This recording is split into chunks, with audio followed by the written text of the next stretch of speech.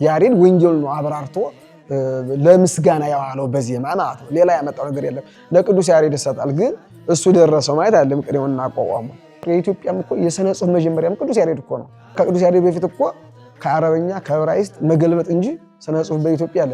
በ44ቱ ደብር ራሱ የእያንዳንዱ ሳንኮ የተለየ ነው። ይቅርና ድጓም እኮ ተለያይቷል። እንኳን አቋቋሙ ልክ ቅዱስ ያሬድ ድጓን ይድረስ ዝም ብሎ እንደ አንድ በሬ በቃ ታርዶ በቃ የሆነ ተሰቅሎ ያለ ድጓን በቃ አሁን አጫበርና ቆሜ ይገናኛሉ፣ ግን ከቤተልሔም ጋር በጣም ልዩነት አላቸው። አቋሙ ለመድረስ አሁን የሚጠጋው ማን ነው? ቆሜውና ጫብሮ በአንድ ወንበር የተማሩት ተለያይተዋል። ምስክርን ፈጥረው ለብቻው ነው። የተከፋፈለች መንግስትና ሀገር አትጸና። ደግሞ ላቋሙ ደግሞ ነፍስና ስጋው ምንድነው? ድጓው የታች ቤቱን ቃል እግዚአብሔር የተራቀቁበት ሊቃውንትም ያራቀቁትም ሊቃውንትም የተራቀቁበትን ቦታ ደብረ ኃይል ባታ ስለሆነች የምስክር ቦታ ያለችው በዛ ምክንያት ነው። አለቃ ገብረሃና የታች ቤቱን ቃል እግዚአብሔር ያራቃሉ። አሚረሸት ደግሞ አብይ ጊዜ ነው የላይ ቤቱን ቃል እግዚአብሔር ያራቀቃሉ። ጎንደርን አቋም ከተሜ ነው የሚሉት። እንደዚህ ደግሞ ፋኖ ይሏቸዋል። እነዛ ፋኖ ነው ስለወጡ ምስክር መስጠት ሲጀምሩ እዛው ያ ደግሞ የተወሰነ ከፋኖ ደግሞ ሌላ ፋኖ ልዩነት ፈጠረና ወደ ፋኖ ተባለ። አቋም ጎንደር አቋም አንድ አካል ከሆነ ሌላው ብልት ነው። ከዛ የተከፋይ ወጣ። ይሄው አለቃ ገብረም እንደዚህ የተለየ ጸጋ ያላቸው ናቸው። ግን ምንድናቸው? እሳቸው እንዲህ ዓለማዊ ናቸው። ምዕመናኑም ያው አሁን እንደው ፈቃድ ቢያገኝ 8ኛ ጾም አድርጎ ሊያስገባ ፈልጓል። የህዳር ጾምና የሰኔ ሳይጾም ጽጌ ላይ ደግሞ እንደው የሙጥ ብሎ የሚወድቅም አለ። ሰው እንድን በይበልጥ ቤተክርስቲያን ሰዎች ወይም ከኃጢአተኞች በለጦች ኃጢአተኞች እንዳለ አራያ እንድን በግ በጠበቅ ቢያቀተን እንኳን ወደ ተኩላ እንዲሄዱ እንዳናረግ ራሳችንን ብንጠብቅ። እንደምን አላችሁ ውድ ሚዲያችን የፍኖተ ቤተ ተከታታዮች፣ ይህ ዘወትር እሑድ ወደ እናንተ የሚደርስላችሁ ዝክረ ሊቃውንት መርሃ ግብራችን ነው። ዛሬ ለየት ባለ መርሃ ግብር ይዘንላችሁ የቀረብነው በዛሬው መርሃ ግብራችን ላይ በቤተክርስቲያናችን ሰፋ ባለ ሁኔታ አገልግሎት እየሰጠ ስለሚገኘው ስለ ታች ቤት ወይም ስለ ጎንደር አቋቋም ነው ሰፋ ያለ ውይይት እያደረግን ቆይታ የምናደርገው።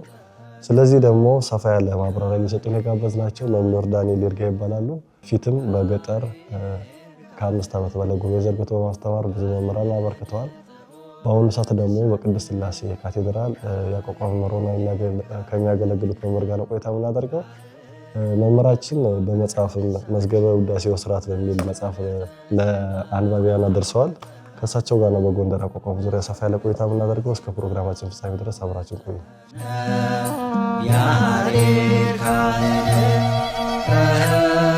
መሰረተ ዜማ ወጠነ እሺ እንታ ጥሪያችን አክብሮ ስለመጡ ከልብ እናመሰግናለን። እሺ እኔም አመሰግናለሁ። እስቲ ዛሬ በመግቢያችን ላይ እንደተናገርነው ስለ ጎንደር አቋቋም ሰፋ ያለ ማብራሪያ እየሰጠን ነው ቆይታ የምናደርገው። ግን ከዛ በፊት እስቲ መምህር ዳንኤል ይርጋ ማን ናቸው የሚለውን ከእርስዎ እንስማውና ወደ ጥያቄዎቹ እንሄዳለን። መምህር ዳንኤል ይርጋ እባላለሁ።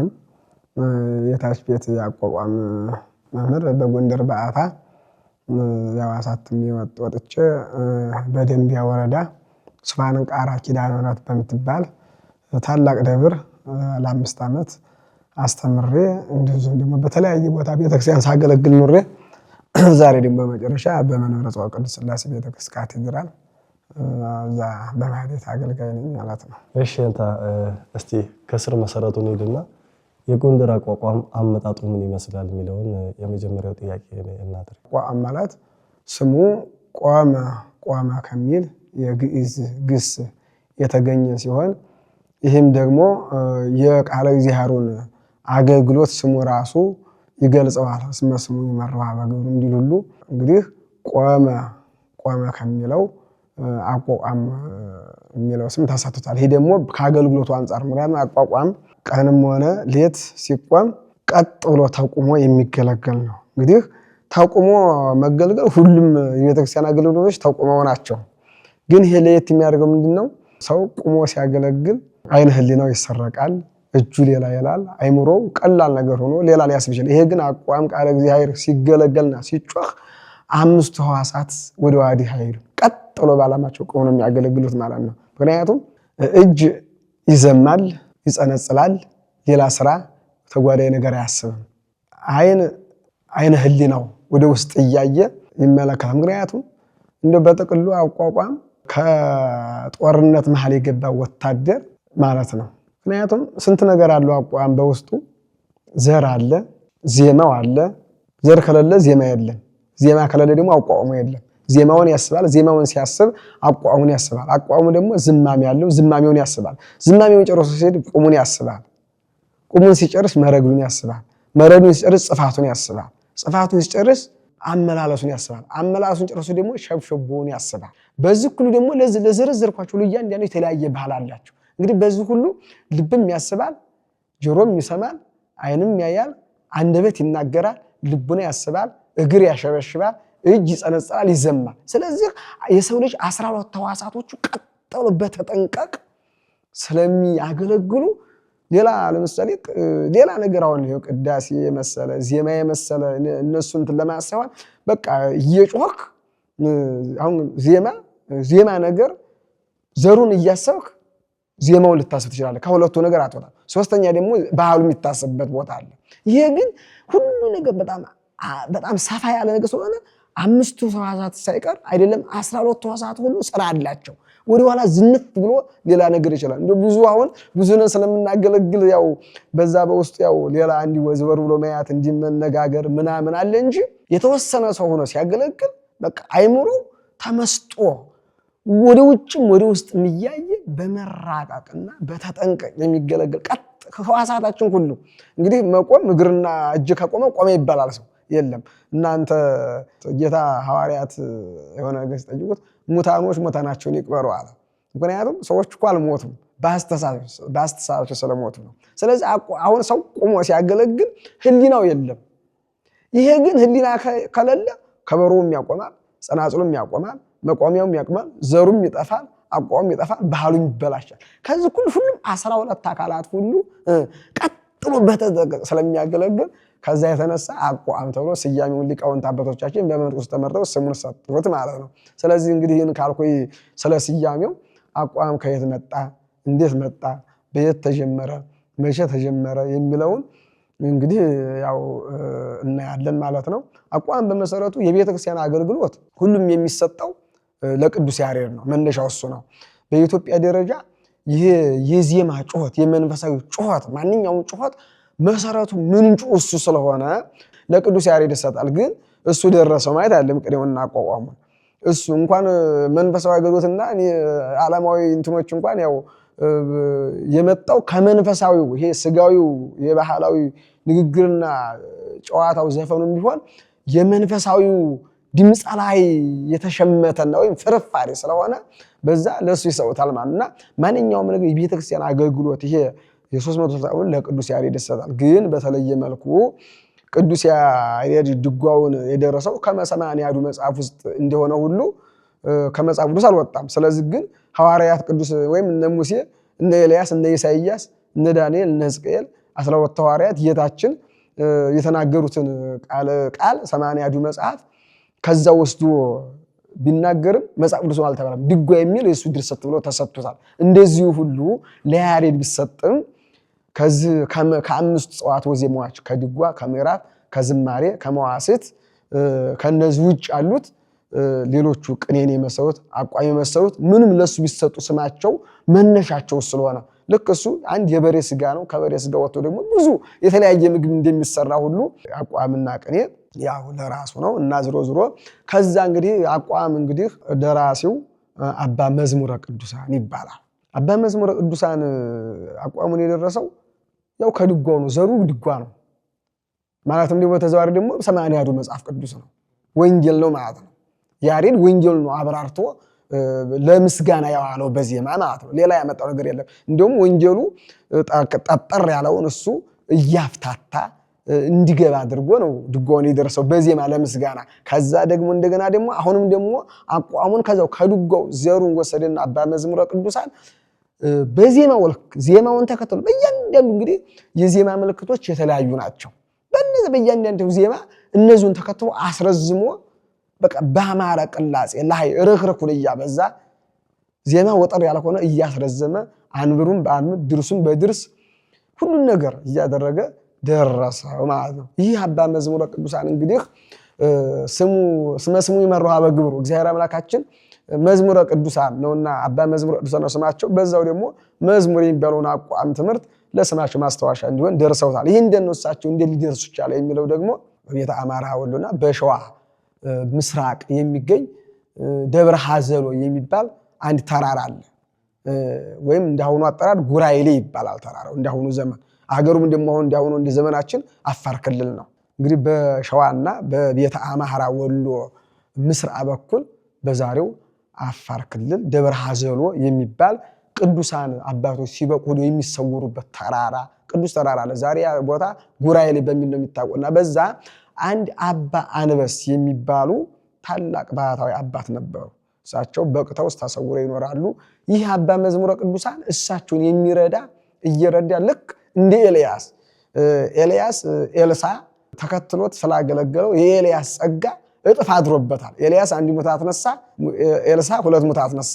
ኤልያስ ባህረ ዮርዳኖስን በግምጃው በአጽፉ እንደከፈለው ልሱን ከፍሏል። ስለዚህ ይህን አባ መዝሙረ ቅዱሳን ስላገለገሉት አባ አንበስ ባረኩትና መረቁትና ልክ እንደ ቅዱስ ያሬድ ወይም ደግሞ እንደ ኢትዮጵያዊ ቄርሎስ እንደ አባ ጊዮርጊስ ዘጋስጫ ለሰው መጠሪያ የሚሆን ይህን አቋቋም ለመድረስ ቻለ ማለት ነው። እሱም እንደ አባቱ እንደ አባ አንበስ በቅቶ የአባቱ ትሩፋት ምርቃት አድሮበት ይህን አቋቋም ሊደርስ ይችላል ማለት ነው። በዛ በደብረ ሐዘሎ ያው ይሄ ተገለጸልና በደብረ ሐዘሎ ጀመረው ደረሰው። መነሻው እንግዲህ አቋም ይሄ ነው። ከዛ አባ መዝሙረ ቅዱሳን ለባህታዊ ኤስድሮስ አስተማረ።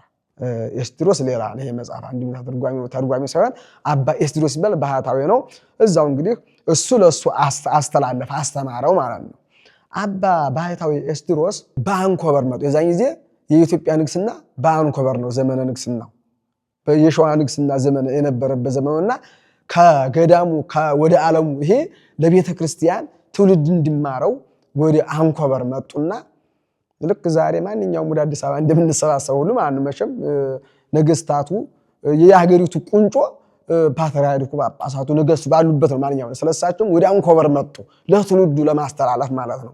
አንኮበር መጥተው ማስተማር ሲጀምሩ ብዙም ሊስፋፋላቸው ስላልቻለ ንግስናውን መልሶ ወደ ጎንደር ተሻገረ።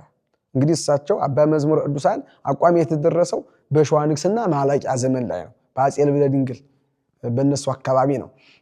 በስድስተኛው ክፍለ መቶ ዘመን ነው እንግዲህ አባ መዝሙረ ቅዱሳን በስድስተኛው መቶ ክፍለ ዘመን የተደረሰው አቋም በአባ መዝሙረ ቅዱሳን እሳቸው ለኤስድሮስ አስተማሩ። ባህታዊ ኤስድሮስ ደግሞ ያው በአንኮበር ጀመሩ። ብዙም ንግስናውም ወደ ጎንደር ተዛወረ። እሳቸውም ተከትለው ወደ ጣና ቂርቆስ ገቡ። ጣና ቂርቆስ ገዳም ገብተው እዛ ማስተማር ሲጀምሩ እዛውንም አሁንም ደግሞ ሊስፋፋላቸው አልቻለም። ከዛ ወደ ጎንደር ሄዱና አጨናቅር ተራራ ይባላል። ዛሬ ገነት ተራራ ተብሎ ከከተማዋ ልክ እንደ እንጦጦ አዲስ አበባ ተራራዋ ዋናው እንጦጦ እንደሆነ ሁሉ ደግሞ ለጎንደር አጨናቅር በዛን ዘመን አሁን ደግሞ ገነት ተራራ ይባላል። ጎንደርን አዘዝቆ የሚያ ተራራ ነው። ዛሬ የመንግስት ሆቴል ተተክሎበት ገነት ተራራ ገነት ሆቴል ይባላል። ፊት ግን ጫካ ነው። እዛ ገብተው ተሰወሩ። ባህታዊ ኤስድሮስ በቅተዋል። እድሜያቸውም ትልቅ ነው። እንደሆነት ለመናገር አሁን በሸዋ ንግስና ማላላቂያ ተነስተው በጎንደርስና በአፄ ኢያሱ ዘመነ መንግስት ነው እንግዲህ እሳቸው ይሄን ያደረጉት። በጣና ብዙ ኑረዋል፣ በአንኮበር ብዙ ኑረዋል። ቢያንስ አጨናቅር ተራራ ተሰውረው ለሊቃውንቱ ያን ቃል እግዚአብሔር ይሄን አቋም እስከሚያሰሙበት ድረስ ወደ 167 ዓመት ይሆናል። ብዙ ዓመት ቢያንስ እሳቸው እንግዲህ ከ200 ዓመት በላይ ኑረዋል ማለት ነው። ቅዱሳን ከዛም በላይ ይኖራሉና ስለዚህ በዛ በአጨናቅር ተራራ ተሰውረው ይጮሃሉ። ሌትም ቀንም ይጮሃሉ። የጎንደር ሊቃውንት ጩኸቱን ይሰማሉ፣ አይሰማቸውም። በዛ ዘመን የነበሩ ደግሞ ጻድቅ የሆኑ አፄ ኢያሱ አዲያም ሰገድ ኢያሱ የዛሬውን ደብረ ብርሃን ሥላሴን የቅርሱን ቤተክርስቲያን የሰሩት ሊቃውንት የሚወዱ ቤተክርስቲያን የሚወዱ ጥንት ነገስታቱም ያው በማህሌት በቃለ እግዚአብሔር በቅኔው ድጓውን ባህር ሐሳቡን ተምረው ነው ያው ግማሽ ወደ ቤተ ክህነት ግማሽ ወደ ቤተ መንግስት የሚሄደው እንጂ ዘመናዊ ትምህርት የለም። ከዛ የሚለያቸው ምንድነው? ቅኔውን አቋቋሙን መጽሐፉን ባህር ሐሳቡን ካወቁ በኋላ ወደ ቤተ መንግስት የሚገቡት ፈረስ መጋለብ፣ ውሃ ዋና መዋኘት፣ ጦር መወርወር ነው የሚማሩት። ይሄ ነው የመጨረሻው ዲግሪ መመረቂያቸው። እኛኞቹ ደግሞ ወደ መጽሐፍቱ ማስመስከር ብዙ ወደ መራቀቅ በቃ ወደዛኛው እንደዛም ከፍላቸው ነው። ስለዚህ እሳቸው አንዱ ሊቅ ስለነበሩ አረ ንጉስ ወይ በዚህ ባጨናቅር ተራራ ሰውየውን አናየውም፣ ድምጽን ግን የሚጮኸው ወንጌል ነው። ድጓውን ያሬድ ድጓው ዜማውን ነው የሚጮኸው። በዜማው ተንተርሶ ሆነ ረዘም ያለ ዜማ ነው የሚሰማን ይጮሃል ሲሏቸው ለሊቃውንቱ ቀለብ እየሰፈሩ ሁሉ ስሙት ይሏቸው እየሰሙ ሁላቸውም በያሉበት በደብሩ ሊቃውንቱ በየደብሩ እየሰሙ መምጣት መጮህ ጀመሩ ማለት ነው። እንግዲህ ያቋም መነሻው ወደ ፊት እንግዲህ ስለምንዘረዘረው እንግዲህ ከመነሻው ከደብረ ሐዘር ወይም ከጉራይሌ እዚህ በቤተ አማራ ወሎና በሸዋ ምስራቅ በሚገኝ በአፋር ክልል የሚገኝ ቅዱስ ተራራ ከዛ ተነስቶ በአባ መዝሙረ ቅዱሳን ብሎ በባህታዊ ኤስድሮስ ብሎ በአንኮበር ብሎ በጣና ቂርቆስ ብሎ ጎንደር አጨናቅር ተራራ ሰውየውም እድሜያቸው ትልቅ ነው በቅተው እንዳባቶቻቸው ተሰውረው መጮህ ጀመሩ። ይሄ የእግዚአብሔር ጸጋ ነው፣ የእግዚአብሔር የሚገለጽበት ነው። እዛ ሊቃውንቱ በዛ ጊዜ ሊቃውንቱ በየደብሩ ብዙ ሊቃውንት አለ። በጎንደር ጊዜ ከአንዱ ደብር 300 ሊቃውንት 100 ሊቃውንት 50 ሊቃውንት አለ። ይህን የመጽሐፍ አንድምታ የሚራቀቅበት ቅኔ የሚራቀቅበት የሀገሪቱ ሕግ የሚራቀቅበት ስለነበረ ያ ሊቃውንት ያን የበቁ አባት ጩኸት የሚሰሙት ድጓ ነው። ድጓውን የሚጮሁትን እየሰሙ ወደ ቤተክርስቲያን አገልግሎት አስገቡት ማለት ነው። እንግዲህ አደራረሱ አነሳሱ ይሄን ይመስላል። በዚሁ ላይ ያይዘው የሚመልሱልኝ ነገር የቅዱስ ያሬድን ስላድኖ ስናይ መቋሚያና ጽናጽል ይዞ እናገኛለንና ይሄ መቼስ ለቁም ዜማ ጽናጽልና መቋሚያ ያስፈልገው። ከዚህ ቀጥለው ደግሞ ምን ይመልሱልኛል? በጎንደር አቋቋም አሁን ለምሳሌ እንደነገሩ ከተራራው ሄዳችሁ ሰምታችሁ ነው ያሉት ንጉሱና፣ ግን በጎንደር አቋቋም በጣም ብዙ አይነት አቋቋሞችን ነው የምንሰማው። አቋቋም መነሻው እንደዚህ ከሆነ እንደዚህ ሊበዛበት የቻለው ነው ምክንያቱም አያይዘው ውስጥ ይመልሱልኝ። ድጎ በአቋም አገልግሎት ለመዋል 1000 ዓመት ይቀድመዋል። ከዛ በፊት ጸናጽልና ከበሮ ባይኖርም ይሄ የማይሌቱ ስርዓት በዜማ ብቻ ነበረ። ስብሐተ ነጉ አርያሙ ሁሉ ነገር በዛ ተደርቦ ቀም ለምሳሌ ጠላ ይጠመቃል። ግን ከጊዜ በኋላ ደግሞ አባቶች ተፈላሰፉና ማር ብቻውን ከመበላት ብለው በጠላው ላይ ሲጨምሩበት ማር ምን ብርዝ ሆነ። ስለዚህ ጥንትም ጠላ ይጠጣል ኋላም ብርዝ ይጠጣል በጠላው ላይ ተንተርሶ ማለት ነው። ስለዚህ ምንድነው ቅዱስ ያሬድ መነሻው ስለሆነ ማንኛውም ነገር ስለሆነ ይሄ ጸናጽልና ከበሮ ለሱ ይሰጣ ለሱ ስለተሰጣ የድርሰቶች ሁሉ ምንጭ የሥነ ጽሑፍ እንደው መጀመሪያ የኢትዮጵያም እኮ የሥነ ጽሑፍ መጀመሪያም ቅዱስ ያሬድ እኮ ነው። ከዛ ከቅዱስ ያሬድ በፊት እኮ ከአረበኛ ከዕብራይስጥ መገልበጥ እንጂ ሥነ ጽሑፍ በኢትዮጵያ አለ። እንደ ዓለማዊም እንደ ኢትዮጵያ እንደ መንፈሳዊ ስንወስደው ቅዱስ ያሬድ ለሥነ ጽሑፍ እንኳን መጀመሪያ ተደርጎ የሥነ ጽሑፍ ጌታ ተብሎ ተሰጥቷል ማለት ነው። ይሄም ደግሞ አገልግሎት ጸናጽሉ ከበሮ ለሱ ይሰጣል። እሱ ነው መነሻው። ምን ጮህ እኮ ባቋም እኮ የሱን ዜማውን ነው እኮ ያው ነው ማስረዘም ነው። አሁን ረዝሞ የሚጮኸው ዜማ ከዛሬ 500 ዓመት ወዲህ በአባ መዝሙረ ቅዱሳን ተደረሰ። ረዝሞ ተዜመ እንጂ መሰረቱ እሱ ነው። ጸናጽልና ከበሮ ከዛ በፊት ይመታል አይመታም፣ ግን ለሱ ይሰጣል ነው ለሱ ይሰጣል ነው። በጸናጽልና በከበሮ ደግሞ እንደሚመሰገን ገና የዛሬ 3000 ዓመት ነብይ እግዚአብሔር ሰብእ በመዝሙር መሰንቆ ብሎ ተናግሯል። ያን የተፈጸመው ሰብእ ለስብሐት ሐዲስ የሚለው ቅዱስ ያሬድ በአዲስ ምስጋና አመሰገነ። ሰብእ በጸናጽ ከበሮ የሚለው ደግሞ ኢየሱስ ልጅ ደግሞ አባ መዝሙረ ቅዱሳን ደግሞ ደረሰውና ጸናጽልና ከበሮ ይሰጣል ለሱ ነው። አንዳንዶች ልክ ነው ጸናጽልና ከበሮን አይተው አይ የዛሬ 1500 ዓመት ጀምሮ ቅዱስ ያሬድ ከተነሳ ጀምሮ ጸናጽልና ከበሮ አቋም ነበር ያለው። ይሄ አይደለም አልነበረም። ያን ስዕሉን አይተው ነው ያለ ይሰጣል። ዙሮ አቋም እንዴት በዛ የሚለው አቋም ሲባል ጠቅላላ ስንት አይነት አቋም አለ? መጀመሪያ ታች ቤት፣ ላይ ቤት፣ ሳንኳ፣ ተክሌ ተብሎ ይሄ መሰረታዊ 4 ነገር ናቸው። ከዛ ደግሞ ይሄ ትልቅ ንዑስ ነው፣ ትንሽ ንዑስ አለ። ከሳንኳ ውስጥ ራሱ ሳንኳ አለ፣ እርቅ ሳንኳ አለ፣ ድኩሌ ሳንኳ አለ። እርቅ ሳንኳ የሚባለው አሁን ጎንደር ጃንተከል የሚባል ከፋሲል ግንብ አጠገብ አለ። ከጃንተከል በታች እርቅ ሳንኳ ይባላል። እነ ደብረ መንክራት ቅዱስ ቂርቆስ እነ ፊት አቦ እነዚህ መሳሰሉት እርቅ ሳንኳ ይባላል። እርቅ ሳንኳ ደግሞ የተባለበት ምክንያት ምንድነው? ይሄ ላይ ቤት ታች ቤት የሚባል አጫጫህ አለ። ከላይ ቤቱም አጫጫህ ከታች ቤቱም አጫጫህ እንዲሁ ከቁሙም ዘነቅ አድርጎ እንዲሁ ደከም ያለ ወደ ታች ቤት ወደ ቁም የሚያደላ የሚባለው አቋም ሳንኳ እና እርቅ ቤት ይባላል። ደግሞ ወደ ላይ ደግሞ ከጃንተከል ላይ ደግሞ እነ እልፍ ጊዮርጊስ እነ ደብረ ብርሃን ሥላሴ እነ መርመረ መንግስት መድኃኔ ዓለም የመስዋዕት አቋም ደግሞ እነዚህ መስዋዕት ደግሞ እነ ሩፋኤል ምንም ደግሞ ሳንኳዎች ይባላሉ። ከዚህ ደግሞ ከነሱ ሳንኳ ደግሞ አሁን ድኩሌ የሚባል ሳንኳ አለ። አሁን ለምሳሌ የሩፋኤል ሳንኳ እንደው ለየት ያለ ወጣ ያለ ጠንከር ያለ ከዚህ ከታች ቤትና ከላይ ቤት አጫጫ ወጣ ብሎ በራሱ መሰረት የጣለ ጠንከር ያለ ሳንኳ ነው የሩፋኤልና የአርባዕቱ እንስሳ የነ ሰለስቱ ምዕት የናጣጣ ሚካኤል አንድ ተመሳሳይ ነው። የነ ደብረ ብርሃን ሥላሴ የነ መንግስት መድኃኔ ዓለም የነ እልፍ ጊዮርጊስ ደግሞ በቃ እንደ ላይ ቤት ነገር እንደ ደስ የሚል እንደ በቃ ሆኖ ሳንኳ ነውና ሳንኳው ራሱ የተለያየ ነገር ነው። በ44ቱ ደብር ራሱ በእያንዳንዱ ሳንኳ የተለየ ነው። ሁሉም ግን በአንድ ሳንኳ ተብሎ ይጠራል። ይሄ እንግዲህ እንዴት በዛ ለምትለው እንዳልኩህ በአጨናቅር ተራራ ባህታዊ ኤስድሮስ ተሰውረው ሲጮሁ የሚጮሁት አንድ ዘር ነው። የሚጮሁት ዜማውን ተከተለ ነው። ግን ሁሉም ከዛ ሰምተው ሲመጡ በአነጋገር በላህይ በአያያዝ መጥተው በየደብራቸው ሊቃውንቱ በየደብራቸው ይጮሁታል። በዛ በየደብራቸው ሁላቸው ሊቃውንቱ እንደጮሁት በዛው አጫጫቸው የተለያየ ነገር ትንሽ የተወሰነ እንትን እኮ ነው። በቃ አሁን ሽሮ ተጋቢኖ ፈሳሳ ላይ አይደል ብርዝ ጠጅ አለ በውሃ ተበጥብጦ የሚጠጣው ነው ብርዝ ብርዝ ይላል አይደል። እንደዚህ ልዩነታቸው እንደዚህ ነው። ሁሎችም የአንድ ማር ውጤት ናቸው። የአንድ ያቋሙ አንድ የድጎው ዜማ ርዝመት ናቸው።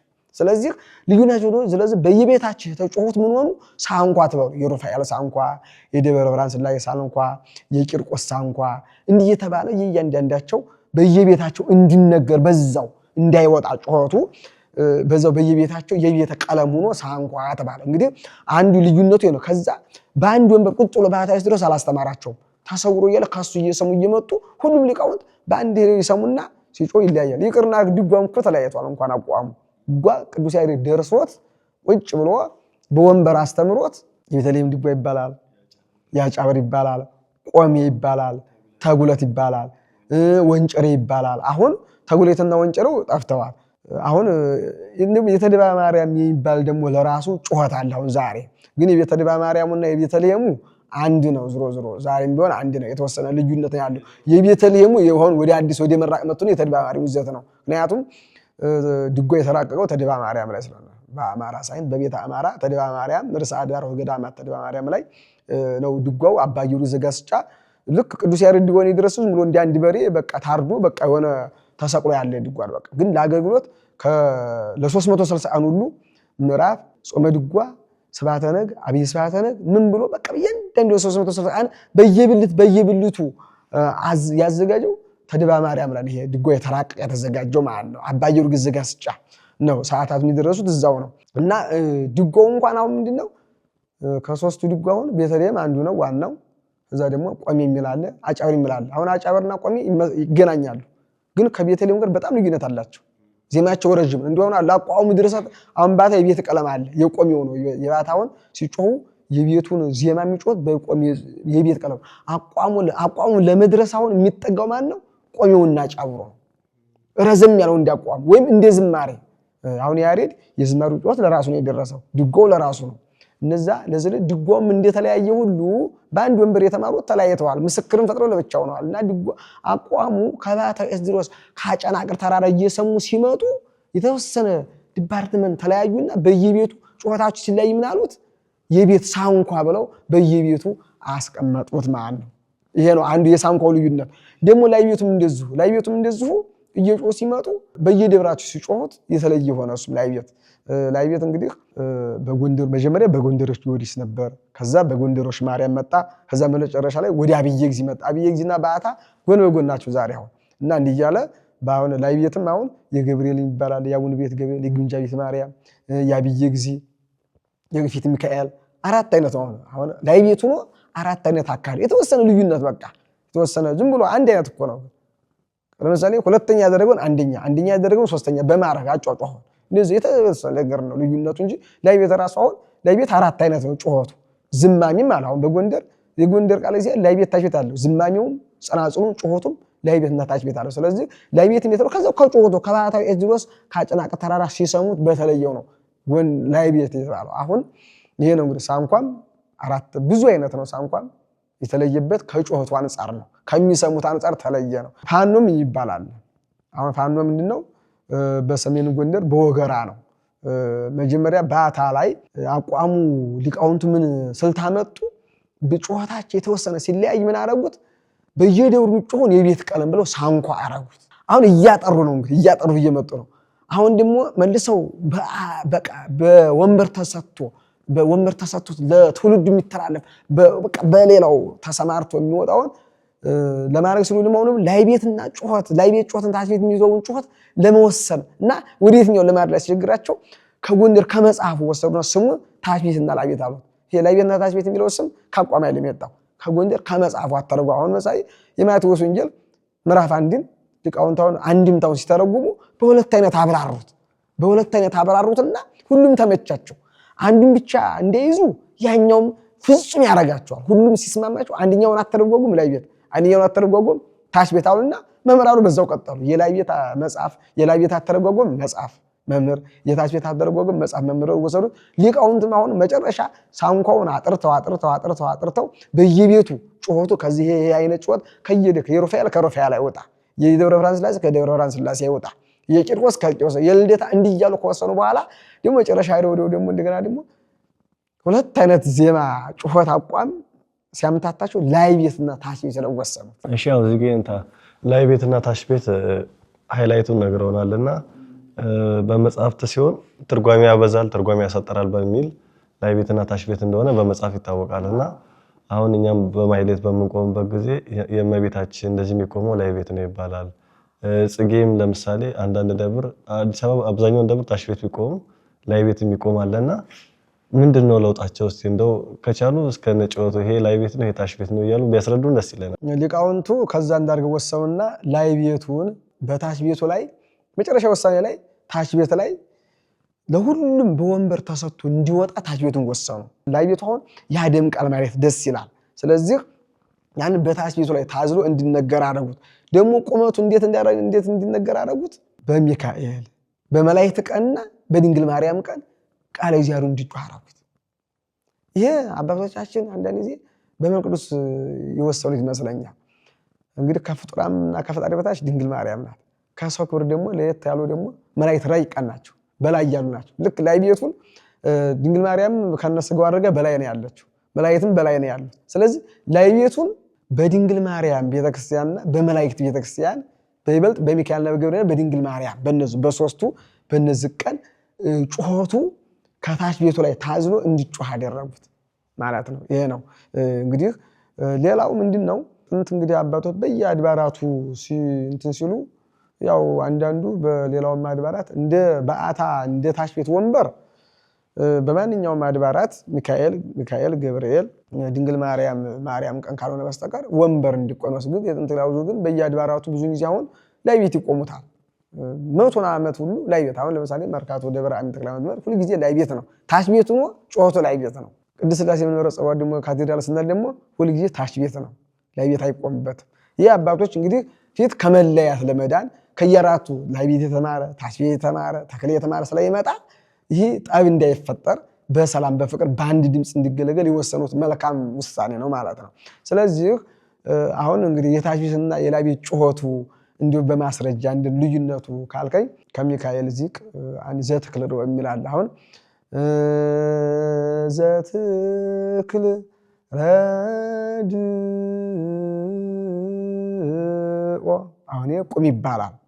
አሁን ቁሙ በታች ቤትም በላይ ቤትም አንድ ነው። የታች ቤቱ መረግዱ ዘትክል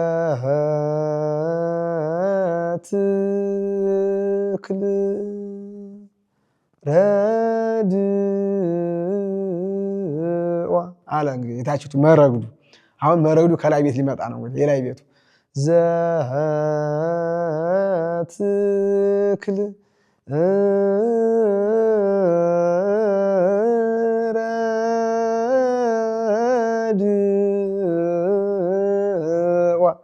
አሁን ያመጣው ጉሮሮ አለ። ይሄ ነው ልዩነቱ። አሁን ይሄ ደግሞ በለቤት በገብርኤል ይለያል። አሁን ይሄ ዘትክል አሳረፈ ነው በሚካኤል ላይ ቤት፣ በገብርኤል ላይ ቤት ደግሞ ዘትክል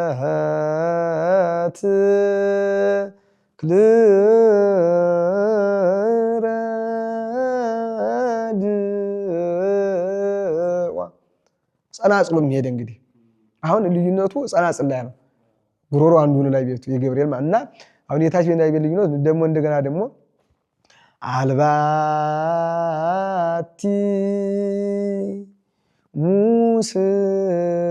ሙስና ታች ቤቱ ማለት አልባቲ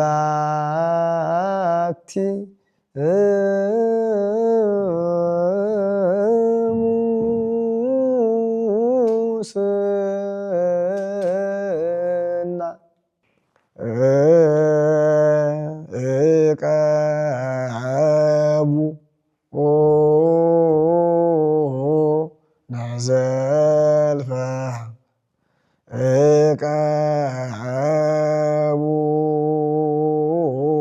ወርቁነ ዘልፈ ልዩነቱ እንግዲህ ለለመ ዋዕል ታች ቤቱ ላይ ቤቱ ደግሞ ለለመ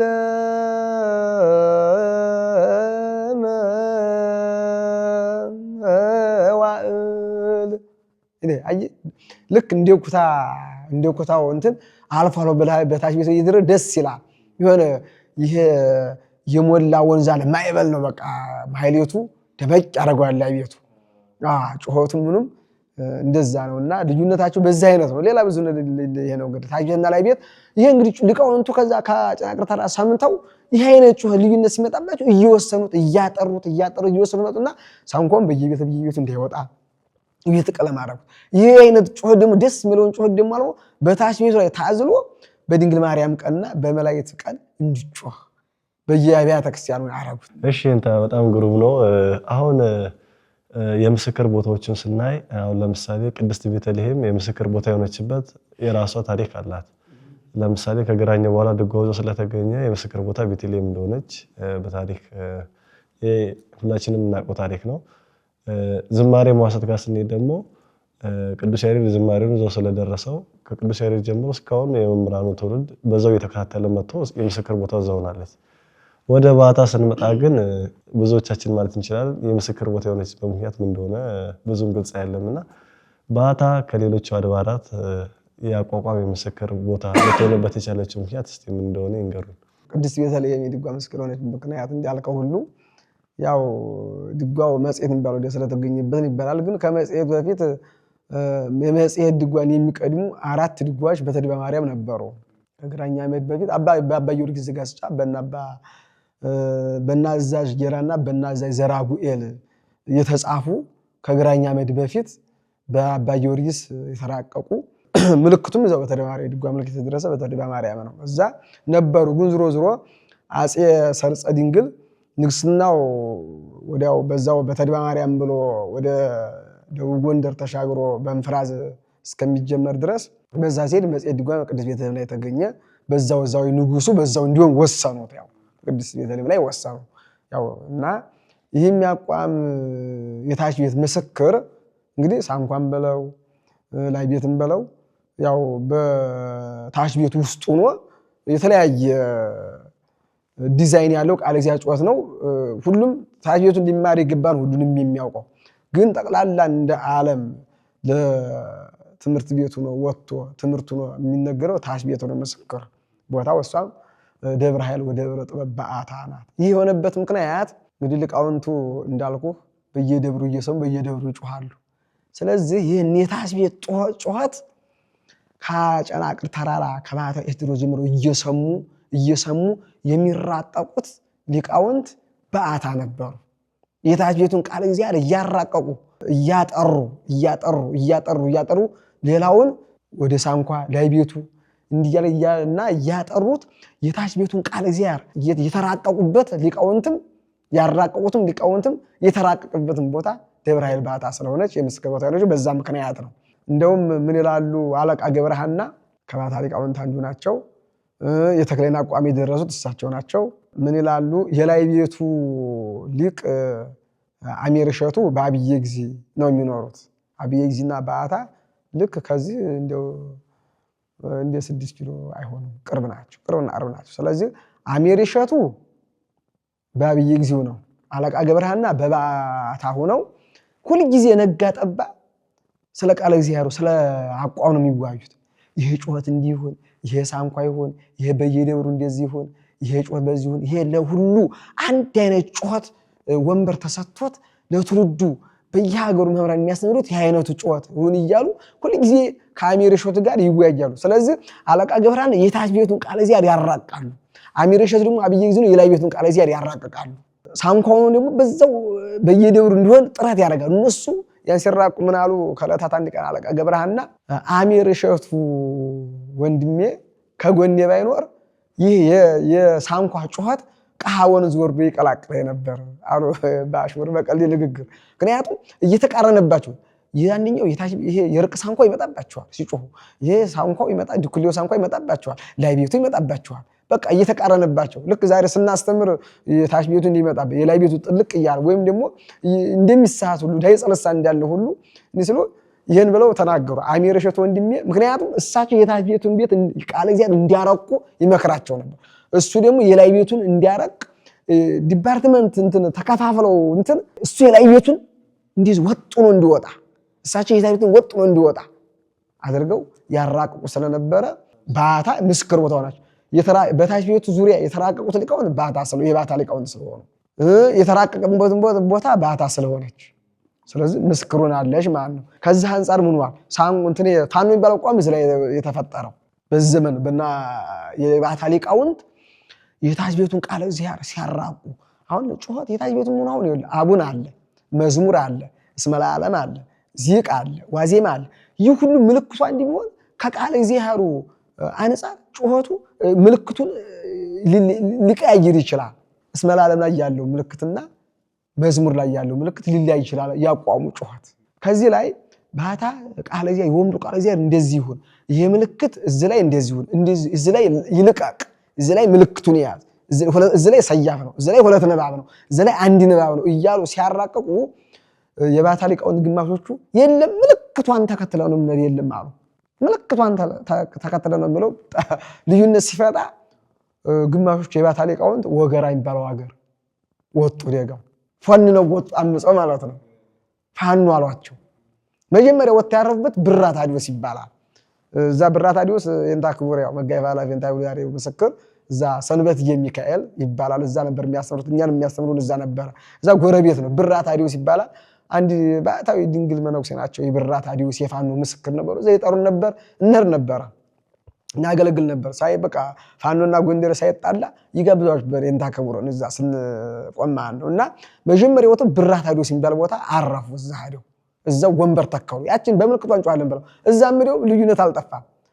ብራት አዲዮስ ፋኖ ጎንደሮች ፋኖ አሏቸው። እነሱ እንደምኗቸው እዛው ገጠሩ ነው ከተሜ ነው ይሏቸው። አሁን ፋኖቹ ዛሬ ይሏቸው ከተሜ ነው የከተሜ አቋም ነው ጎንደሮች አቋም ከተሜ ነው የሚሉት።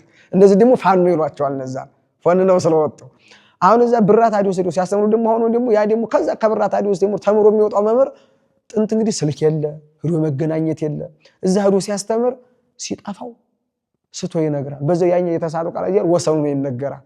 ወዝ የተለያየ ከቦታ አንፃር ከእድሜ አንፃር ወዝ ይመጣል ልዩነት ማለት ምን ሆነ ደግሞ እዛ ደግሞ ተለያየው ከብራት አዲዮስ ደብረ ተክለ ሃይማኖት ይባል ደግሞ ወገራ ውስጥ ነው ወዴል ፋኖ የሚል ስም ወጣለት። ተለዩ ወዴል ፋኖ ምክንያቱም ብራት አዲዮስ ፋኖ የሚባለው ብራት አዲዮስ ምስክሩ የነበረው የብራት አዲዮስ መምህር ሲያስተምሩ ደግሞ ወጥቶ ደግሞ ተክለ ሃይማኖት ነው ሲተክል እዛ ደግሞ አንዳንድ ደግሞ ያው ትዕቢት የሚባል ነገር አለ። ሄዶን መጠየቅ ማስታረቅ የሚመስል ወይም ከቦታ ርቀት አንፃር እዛው ምስክር መስጠት ጀመሩ። ምስክር መስጠት ሲጀምሩ እዛው ያ ደግሞ የተወሰነ ከፋኖ ደግሞ ሌላ ፋኖ ልዩነት ፈጠረና ወዴል ፋኖ ተባለ። አሁን ደግሞ ከተክለ ሃይማኖት ቤተክርስቲያን ደግሞ ወጥቶ ደግሞ አሁን እዛው ወገራ ውስጥ ነው ታጋ ሚካኤል ይባላል። ታጋ ሚካኤል የተከለው መምህር ተማሪዎችን አስተምሮ ሄዱ ከመምህር አስመስክሩ ማለት ነው። እሱ እዛው ማየተም መምህር ነው ብሎ መሰየም ጀመረ። እዛው ደግሞ ታጋ ፋኖ ተባለ። ደግሞ አሁን ፋኖ ራሱ ወገራ ውስጥ አንድ ወረዳ ውስጥ 3 ፋኖ ነው ያለ 3 ምስክር ነው ያለ። ኢዮርብዓምና ሮብዓም የሶሎሞን ልጅ ያው ሮብዓም በአመፁ ምክንያት መንግስት ተከፈለች። የተከፋፈለች መንግስትና ሀገር አትጸናም። መከፋፈል ካለ አትጸናም። በዚህ ላይ ያየህ ልናገር የምፈልገው አሁንም ቢሆን የጎንደርና አቋም ያው በቤተክርስቲያን መዋቅሯ ጸንቶ በቅዱስ ነው ተወስኖ ቦታ ተመቻችቶለት ልክ እንደ ዩኒቨርሲቲ ቦታ ይሰጠው እስካልተባለ ድረስ አሁን የጎንደር አቋምን ለመክፈል የሚዳዷሉ። የጎንደር አቋም እንዲህ የተራቀቀውና ከብዙ አሸን ልዩነት ነጥሮ ወጥቶ በውስጡ ያሉትን ልዩነቶች በዛው በየደብሩ ሳንኳ ድኩሌ ርቅቤት ላይቤት ፋኖ እያለ ሁሉንም በዛው ረብ አድርጎ ጸጥ አድርጎ ነጥሮ ዋናውን ደስ ያለውን ዓለም አቀፍ ነው ቃል እዚያ ወጥቶ በሁሉም ተራቆ ወጣው። ቦታው የትም ተማረ፣ ወለጋም ተማረ፣ ሸዋም ተማረ፣ ትግራይም ተማረ፣ ቤተ አማራ ወሎም ተማረ፣ ጎጃም ተማረ፣ እዛው ጎንደርም ተማረ። እዛው ጎንደር ከተማው ታይካና ሰዶ የሚያስመሰክር። ስለዚህ ማንኛውም ነገር ተራቆ ዓለም አቀፋዊ ሆኖ ጥሩ ነገር ሆኖ ወጥቷል ማለት ነው። ምንድነው አንድነት ስላለ ነው። ሊቃውንቶቹ የባታ ሊቃውንት ይሄን ያደረጉት ምስክር የሆነችበት ምክንያት ይሄ ነውና ወደፊት ልዩነት ባይፈጠርዳሉ በሆነ ነገር ተወስኖ በሲኖዶስ ተወስኖ ቦታ ተመታይቶ ቃለ እግዚአብሔር ወዝ እንዳይለያዩ ነው የተወሰነ ቦታ 4-5 ቦታ ማድረግ ይቻላል። ግን ብድግ ብሎ ግን አንዱ ብድግ ብሎ ማህተመ መስቀል ለማያቱ ጥሩ አይደለም። የፋኖ ፈንታ ይገጥመዋል። ተክሌውም እንዲሁ ነው። ሊቁ አራታይ ነው የእንታ ቤተ ማርያም ከደቡብ ጎንደር ተክሌውን ዝማሜውን ከኤልሻማ በደብዳቤ ነው የእንታ ኃይለማርያም የሚባለው ባታዬ ኤልሻማ ደብረ መድኃኒት መምህር ናቸው። በደብዳቤ ላኳቸው 2 ደብዳቤ ለደብረ ታቦር የተክሌ መምህር ልጄን አስተምር ያላኩልኝ ደብዳቤው እንዲሁ 3 ዓመት ተምረው ደብረ ታቦር 3 ዓመት ተምረው ባታዬ በ3 ዓመታቸው ይዘው ደግሞ ለባታ ለየንታ ክፍሌ ደግሞ ይዘው ደብዳቤው ታች ቤቱን ተምረው ሁለቱን አስታርቀው የኔ ተክሌውን እና የእንትኑን አስታርቀው ቤተማርያም በሳቸው እንዲሰየም አሉ። አሁን እሳቸው ደህና አድርገው ቦታውን እዛ እሳቸው እስከሚሞቱ ድረስ ቤተማርያም አቋም በጣም ሆኖ ነበር። አሁን ከዚህ ወዲህ መምህራኑ ይወጣሉ በየቦታው ማየተም መስጠት። አሁን ቤተማርያም አሁን ከ10 አይነት ከ15 አይነት አይስማሙም። አንድ አይነት ውዝዋዜያቸው ዝማሚያቸው አንድ አይሆንም። ተክሌው ለራሱ አይደል ተክሌው ለውራት ነው። አሁን ደብረ ታቦር ደግሞ ነጋዴ ባህር የሚባል ደግሞ አሁን ምክሩ አለ ባህር ዳር የሱ ደግሞ ነጋዴ ባህር ይባላል። አሁን የደብረ ታቦር የእንታ መርሻ ደረቅ ተክሌና የባህር ዳሩ የእንታ መክሩ ወይም የነጋዴ ባህሩ ደረቅ ተክሌ ደግሞ አሁን እዛም አንድ አይደለም። የቤተ ማርያም እንደዚሁ ደብረ ኤልያስ አለ፣ ደብረ ሊባኖስ አለ፣ ደሴ ደብረ ገነተ ጽጌ ቢለኝ ጊዮርጊስ አለ፣ የእንታ ሰሎሞን አሉ። ሁሉ እነዚህ ሁሉ ቤተ ማርያም ናቸው። አንድ አይሆኑም። ዘብር ገብርኤል አለ፣ የእንታ ጥበበ ሥላሴ ይሄ ሁሉ አንድ አይሆንም። ምንድነው ምስክር ቦታው እዛው ኤልሻማ መድኃኔዓለም የእንታ ቤት መሰረቱበት ላይ እዛ ምስክር ቦታ ተሰጥቶት በየሀገሩ የተማረው የቤተ ማርያም አቋም ተማሪ እዛ ሄዶ ቢያስመሰክር ልዩነት አይፈጠርም ነበር። ባታ ግን ይሄን አላረገችም እስካሁን። ወደፊትም እግዚአብሔር ያውቃል። የታች ቤት አቋቋም ሊቃውንት በጣም በሙያውን ያሻሻሉት የተራቀቁበት ሊቃውንት የባታዎቹ ስለሆኑ የምስክር ባታ ልትሆን ቻለሽ ብለው ነግረውናልና በዚህ ላይ ደግሞ ከጠቀሷቸው ሊቃውንት መካከል ገብረሐና ናቸው እና በተክሌ አቋቋም ላይ ደግሞ ገብረሐና ለልጃቸው ለተክሌ ያስተማሩ ተክሌ ደግሞ የተክሌን አቋቋም በስሙ ሰይሞ የተክሌ አቋቋም እንደሰየመው በታሪክ እናነባለንና ስለዚህ ይህ ማለት ለተክሌ አቋቋም መሰረቱ የጎንደር አቋቋም ነው ማለት ነው። ሐዋርያው ጳውሎስ የተናገረው ቃል አለ። ክርስቶስ አንድ አካል ሲሆን እናንተ ብልቶቹ ናችሁ። አቋም ጎንደር አቋም አንድ አካል ከሆነ ሌላው ብልት ነው። ከዛ የተከፋይ ወጣ ነው። ግን አሁን የጎንደር አቋም አሁንም ቢሆን ብልቶቹን ሰብስቦ አካል ሰርቶ ገዝቶ የሚታየው እሱ ነው። ሁሉ መንስ እሱ ነው። መሰረቱ ደግሞ ምንድነው? ለሰውነት ደግሞ ሰው ለመሆን አሁን አቋም ገዝፎ ሰው ከሆነ ሰው የሆነበት ደግሞ ምንድነው? ነፍስና ስጋ ናቸው ያለ ደግሞ ለአቋሙ ደግሞ ነፍስና ስጋው ምንድነው? ድጎው ነው።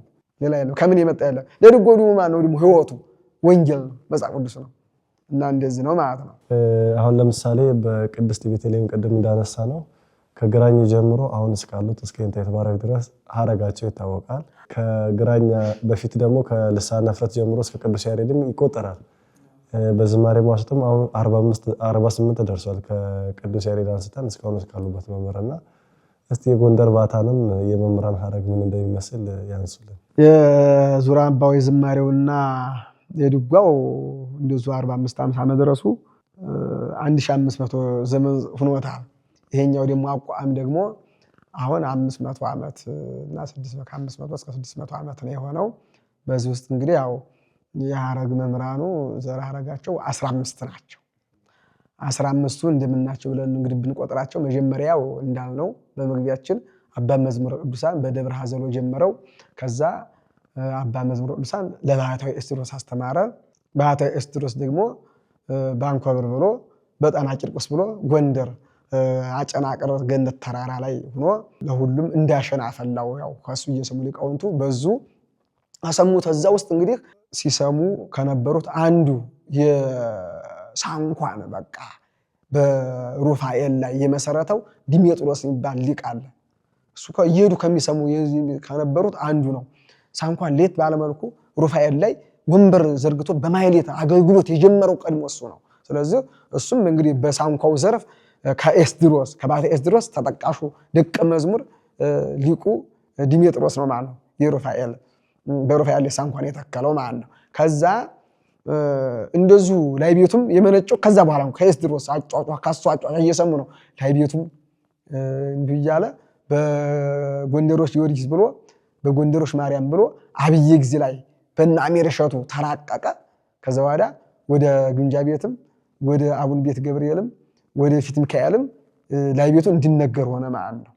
በእነ አሜር እሸቱ የተራቀቀው የበለጸገው ላይ ነው። ከዛም ዝቅ ሲል ደግሞ እንደገና በእነ አለቃ በእነ መምህር ዮሐንስ የአሜር እሸቱ ደቀ መዝሙር እንዲሁም ላይ ቤት ተራቆመ ነው። ከዛ እንግዲህ ከባህታዊ ኤስድሮስ ጎንደር እንግዲህ ከደብረ ሐዘሮ ተነስቶ በሁለተኛው ሐረግ ነው ጎንደር የገባው። ይሄ ማን ነው? በባህታዊ ኤስድሮስ ማን ነው አቋቋም። ከባህታዊ ኤስድሮስ የታች ቤቱን እያራቀው ከመጡት አሞኔዎስ ባህታዊ ኤስድሮስ ከባህታዊ ኤስድሮስ እየሰማ የታች ቤቱን ቃል እዚያ ካራቀቁት ማለት አንዱ አሞኔዎስ ናቸው። መምህር አሞኔዎስ እንግዲህ የባህታዊ ሶስተኛ ደቀ መዝሙር ናቸው ማለት ነው ለጎንደር አቋም። ከአሞኔዎስ ደግሞ አሞኔዎስ ለማን አስተማረ? ለመምህር ተስፋ ማርያም 4 መምህር ተስፋ ማርያም ደግሞ ለባህታዊ ገብረ ማርያም አስተማረ። ከባህታዊ ገብረ ማርያም ደግሞ ለመድም አስተማረ። መድምም ለአለቃ ገብረሃና አለቃ ገብረሃና ደግሞ የባህታዊ ሊቃውንት አንድየው ከባህታዊ ሊቃውንት አንዱ ስለታች ቤት የሚራቀቁት ከተራቀቁበት ለዚህ ውጤት እንዲበቃ ካደረጉት ሊቃውንት አንዱ ናቸው። የእንታያኑኩም በመዳሉ ገልጸዋቸዋል። ስለዚህ አለቃ ገብረሃና ለሎዜ ገብሩ አስተማሩ። ሎዜ ገብሩ ደግሞ ለመርጌታ ለመምህር ሐሴት፣ መምህር ሐሴት ደግሞ ለመምህር ገብረ ማርያም አስተማሩ። መምህር ገብረ ማርያም ደግሞ ለመምህር ላቀው፣ መምህር ላቀው ደግሞ ለመምህር ፈለቀ፣ መምህር ፈለቀ ደግሞ ለማን አስተማሩ? ለመምህር ክፍሌ ወልደ ጻድቅ፣ መምህር ክፍሌ ወልደ ጻድቅ ደግሞ ለማን አስተማሩ? ለመጋቢ አእላፍ ሄኖክ ወልደ ሚካኤል፣ መጋቢ አእላፍ ሄኖክ ወልደ ሚካኤል ደግሞ ለመጋቢ አእላፍ ለክቡር ጥላሁን ዛሬ በቦታው ላይ ላሉት አስተማሩ ማለት ነው። ከዛ ለመጋቢ አእላፍ ክቡር ጥላሁን ካድቅ አስተማራቸው ደቀ መዝሙር ደግሞ ያው አንደኛው በየአድባራቱ ያለ ነው፣ አንዱ እኔ ነኝ ማለት ነው። እሺ እንደዚህ ከሆነ ከጎንደር አቋቋም 7ኛው ሐረግ ላይ ነው ማለት ነው። ይሄ ተክሌ አቋቋም ገብረሃና የተነሱት ማለት ነው። አሁን ሐረጋቸው መዝሙረ ቅዱሳን ኤስድሮስ ከኤስድሮስ፣ አሞኔዎስ ከአሞኔዎስ፣ ተስፋ ማርያም ከተስፋ ማርያም፣ ገብረ ማርያም ከገብረ ማርያም፣ መድም ከመድምም፣ አለቃ ገብረሃና ከአለቃ ገብረሃና፣ ሎዜ ገብሩ ከሎዜ ገብሩ፣ መምህር ሐሴት ከመምህር ሐሴት፣ መምህር ገብረ ማርያም ከመምህር ገብረ ማርያም፣ መምህር ላቀው ከመምህር ላቀው፣ መምህር ፈለቀ ከመምህር ፈለቀ፣ መምህር ክፍሌ ወልደ ጻድቅ የመጀመሪያውን ዚቅ ያዋጡት ሁሉ በቃል የሚነገረውን ያዋጡት። ከመምህር ክፍሌ ደግሞ መሪያሉን ያዋጡት መጋቢ አእላፍ ሄኖክ ወልደ ሚካኤል፣ ከመጋቢ አእላፍ ሄኖክ ደግሞ ቃለ እግዚአብሔርን ቀመር ሰጥተው መነሻ መድረሻ ወደፊት ትውልድ ተነስቶ ሊያበላሽ ወይም በማይችል መልኩ አረቀው ባስቀመጡት ይሄንታ መጋቢ አእላፍ ክቡር ጥላሁን ደርሷል ማለት ነው። እንግዲህ እሳቸው 15ኛ ናቸው። በዘር ሐረገ ትውልድ ስንመጣ 15ኛ ናቸው ማለት ነው ለምስክር ቦታ እና ከዚህ ጋር ምንድነው ስለ ተክሌ እንግዲህ ጎንደር አቋም መነሻውን ደብረ ሐዘሎ አድርጎ እንግዲህ ከተነሳ 500 600 ዓመት ሆኗል ብያለሁኝ። በሸዋ ንግስና በመጨረሻው ዘመን ነው። ተክሌ አቋም ደግሞ የተደረሰ በጎንደር ንግስና በመጨረሻው ዘመን ነው። አለቃ ገብረሃና የነበሩት የጎንደር ንግስና እያለቀ ዘመነ መሳፍንት እያቆጠቆጠ በነበረበት ሰዓት ነው። እንደውም የዘመነ መስፍና መጨረሻው የዘመነ መስፍና መጨረሻ የጎንደር ንግስና አልቆ ዘመነ መሳፍንት ኑሮ የዘመነ መስፍና በማለቂያው ላይ ነው ገብረሃና ያሉት። ለኢትዮጵያ አንድነት ለአፄ ቴዎድሮስ የኢትዮጵያ ጠቅላይ ገዥ እንዲሆን አለቃ ገብረሃና ብዙ አስተዋጽኦ አላቸው። አለቃ ገብረሃና በአፄ ቴዎድሮስ መጀመሪያ ራስ ካሳ ሲባል ነበሩ። ከራስ ካሳ በንግስና እንዲሁ ብዙ ሚና ተጫውተዋል። በአፄ ዮሐንስ ነበሩ፣ በአፄ ምኒልክ ነበሩ፣ የእንጦጦ ራጉኤል አስተዳዳሪና አለቃም ነበሩ። በሶስቱ ነገስታት ነበሩ እሳቸው። ስለዚህ እሳቸው አሁን እንግዲህ አቋም ከተጀመረበት የተክሌ አቋም እስከሚፈጠርበት ድረስ የ300 ዓመት ያህል ርዝመት አለ ማለት ነው። በሸዋ ይሄኛው ጎንደር አቋም በደብረ ሐዘሎ በሸዋ ንግስና ማለቂያ ተጀመረ። በጎንደር ንግስና አልቆ ዘመነ መሳፍንትም አልቆ በጥቅሉ የጎንደር ንግስና ማለቂያ ላይ ተክሌ አቋም ተደረሰ በአለቃ ገብረሃና ማለት ነው። እንግዲህ አለቃ ገብረሃና በዚህ ምድር አሁን ትውልድ የሚያውቃቸው እንዲህ ዝም ብሎ ተራ ሰው፣ ባለጌ ሰው፣ ቀልደኛ፣ ነውረኛ ነው የሚያውቀው። በእውነት በጥቅሉ ኢትዮጵያውያን መልካሙን ነገር ማወደስ ሳይሆን 90% ጥሩ ሰው ጥሩ ነገር ካለው ከተበለጠ በኢትዮጵያ ድረስ ስናየው በ10 ጉድለቱ 90ውን ሸፍኖ የማንኳሰስ ነገር ይታያል። ግን እሳቸው የተለየ ጸጋ ያላቸው በዘመን አንድ ጊዜ ብቅ ያሉ በኢትዮጵያ ወደፊትም አልነበር ወደ ዓለም ያልነበረ ለራሱ ልክ ቅዱስ ያሬድ የተለየ ጸጋ እንዳለው አባ ጊዮርጊስ ዘጋስጫ የተለየ ጸጋ እንዳለው ዮሐንስ ገብላው የቅኔው ደራሲ የተለየ ጸጋ እንዳለው እነ ተዋናይ ጭምር ይኸው አለቃ ገብረም እንደዚህ የተለየ ጸጋ ያላቸው ናቸው። ግን ምንድናቸው እሳቸው እንዲህ ዓለማዊ ናቸው። እንዲህ ዓለማዊ ሰው ተራ ኃጢአትም ይሰራሉ። አሁን ሰው ሳይማር በእምነቱ ይረቃል። ለሰው አንድ የሚመን ማንኛውም ሰው በእምነት ይረቃል። ስለ እምነቱ እኮ ማመስጠር መራቀቅ ስለ ቃል እግዚአብሔር ስለ እምነቱ ስለ ዶግማው ስለ ቀኖናው ስለ መጽሐፍት አይራቅም። ግን በእምነቱ ብቻ ይረቃል፣ ይቀደሳል። እሳቸው በእምነቱ አልረቀቁም። በእምነታቸው ግን የተራቀቁ ናቸው።